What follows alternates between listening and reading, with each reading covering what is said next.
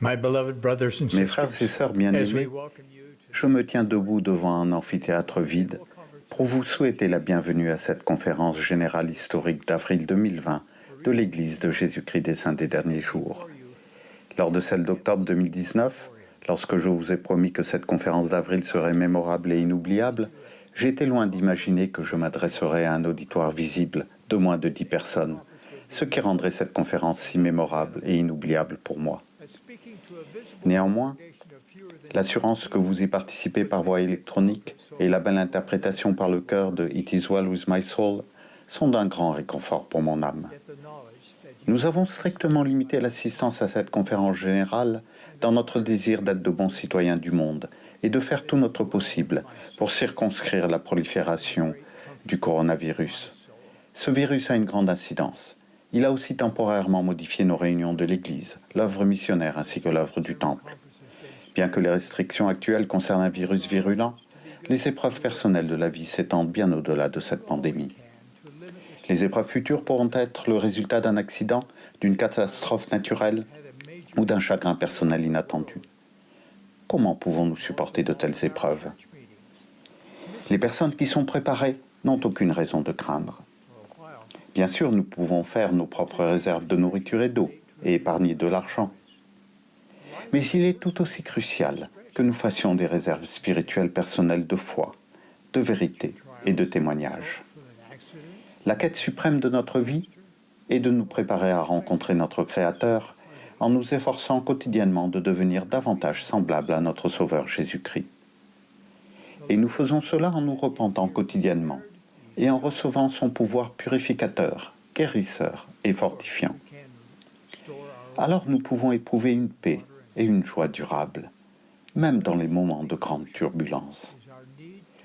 C'est pour cela que le Seigneur nous a imploré de nous tenir en des lieux saints et de ne pas nous laisser ébranler.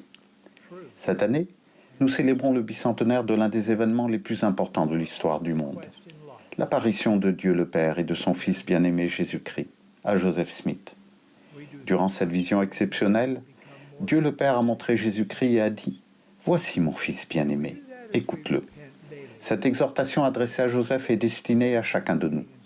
Nous devons chercher par tous les moyens possibles à écouter Jésus-Christ, qui nous parle par le pouvoir et le ministère du Saint-Esprit. L'objectif de cette conférence générale et de toutes les autres est de nous aider à l'écouter. Nous avons prié et vous invitons à prier pour que l'Esprit du Seigneur soit avec nous en telle abondance que vous pourrez entendre les messages que le Sauveur vous destine précisément à vous et qui procureront la paix à votre âme. Messages qui guériront votre cœur brisé, messages qui illumineront votre intellect, messages qui vous aideront à savoir quoi faire, tandis que vous avancerez dans la vie, au milieu de ces temps d'agitation et d'épreuves et d'autres à venir. Nous prions pour que cette conférence soit mémorable et inoubliable, du fait des discours que vous entendrez, des annonces uniques qui seront faites et des expériences auxquelles vous serez invités à participer. Par exemple, au terme de la session de dimanche matin, nous nous réunirons en assemblée solennelle mondiale où je vous dirigerai dans l'invocation sacrée du Hosanna. Nous prions pour que, lorsque nous exprimerons à l'unisson notre profonde reconnaissance à Dieu le Père et à son Fils bien-aimé, en les louant de cette façon unique, cela soit pour vous un moment spirituel marquant. Pour cette expérience sacrée, nous utilisons des mouchoirs blancs propres. Mais si vous n'en avez pas, vous pouvez tout simplement agiter la main. À la fin de l'invocation du Hosanna, l'Assemblée se joindra au chœur pour chanter l'Esprit du Dieu Saint. Mes chers frères et sœurs, cette conférence sera magnifique et cette année extraordinaire si nous nous concentrons intensément sur le Sauveur et sur son évangile rétabli. Les effets durables les plus importants de cette conférence historique se feront sentir si notre cœur change et si nous nous embarquons à vie dans une quête pour l'écouter. Bienvenue à la conférence générale d'avril 2020. Je sais que Dieu, notre Père céleste, et son Fils Jésus-Christ se soucient de nous. Ils seront avec nous tout au long de ces 2 journées magnifiques où nous nous efforcerons de nous rapprocher d'eux et de les honorer. Au nom sacré de Jésus-Christ. Amen.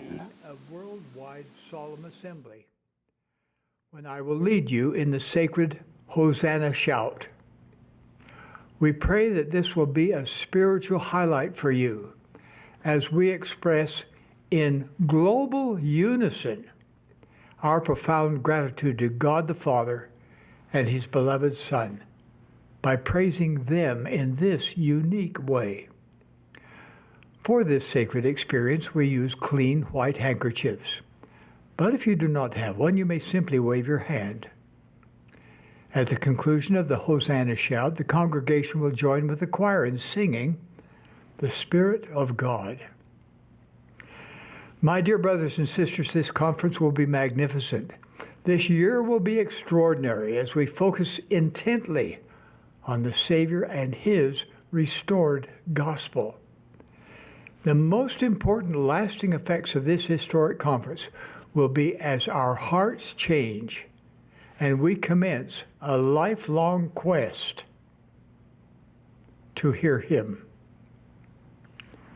Welcome to April 2020 General Conference. I know that God our Heavenly Father and His Son Jesus Christ are mindful of us. They will be with us throughout the proceedings of these 2 glorious days as we seek to draw closer to them and honor them. In the sacred name of Jesus Christ, amen.